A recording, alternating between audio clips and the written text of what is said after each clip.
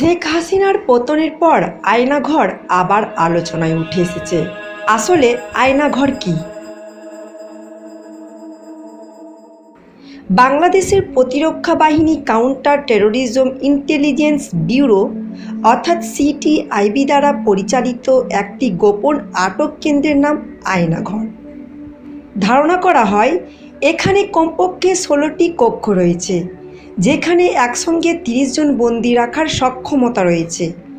আয়নাঘরটি বাংলাদেশে ঢাকা সেনানিবাস এলাকায় অবস্থিত বলে ধারণা করা হয়। কাদের রাখা হতো ওই আয়নাঘরে? শেখ হাসিনার আমলে বিরোধী দলের বহু নেতাকর্মী নিখোঁজ হয়ে গেছে। তারা কোথায়, তাদের কোনো খোঁজ নেই। এমনকি সেনাবাহিনীর লোকজন রয়েছেন ওই তালিকায়। আয়নাঘর আসলে গোয়েন্দাদের একটি গোপন বন্দিশালা বা ডিটেনশন ক্যাম্প। 2009 থেকে 2017 সাল পর্যন্ত বাংলাদেশ সরকারের প্রত্যক্ষ বা পরোক্ষ মদদে নিখোঁজ হন 402 জন মানুষ।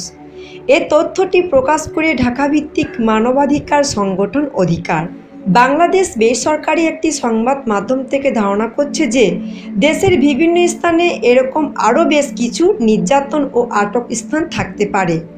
উল্লেখ্য, প্রধানমন্ত্রী পদ থেকে পদত্যাগ করে সদ্য দেশ থেকে পলায়ন করা শেখ হাসিনা বিরুদ্ধ মত সহ্য করতে পারছিলেন না, আর সেই কারণে রাজনৈতিক বন্দীদের জন্য তৈরি করেছিলেন আয়নাঘর, যা ছিল রাজনৈতিক বন্দীদের কাছে ত্রাস বা বিভীষিকাময়। হাসিনার তৈরি বিরুদ্ধ রাজনৈতিক কর্মীদের গুমঘর, প্রতিবাদীদের কণ্ঠরোধ করার একটি উপায়। সারা দেশে ডিজিএফআইয়ের 23টি গোপন আটক কেন্দ্র রয়েছে, যার মধ্যে কয়েকটি রয়েছে ঢাকায়। রিপোর্ট অনুযায়ী আয়নাঘর থেকে খুব কম বন্দী মুক্তি পেয়েছে, তবে কিছু বন্দীকে দীর্ঘ বিচার প্রক্রিয়ার মাধ্যমে মুক্তি দেওয়া হয়। অনেকেই আবার এনকাউন্টারের শিকার হয়েছেন। বাংলাদেশে এ জাতীয় ঘটনার তদন্ত প্রায় হয়নি বললেই চলে। আয়নাঘরে রাখা অনেকে দিনের পর দিন অত্যাচার সহ্য করতে না পেরে মারা যায়, তারপর লাশ সরিয়ে দেওয়া হয়। যাদের গ্রেপ্তার করা হয় তাদের খাতা কলমে কোনো তথ্য রাখা হয় না, আর যারা হাসিনার আস্থাভাজন ছিলেন তারাই আয়নাঘরের দায়িত্ব পেতেন। আয়নাঘরের বন্দীদের সঙ্গে তাদের পরিবারের সদস্যদের দেখা করা বা যোগাযোগের কোনো আইন ছিল না। প্রিয় ভিউয়ার্স, হাসিনার তৈরি করা আয়নাঘর এমনই ছিল।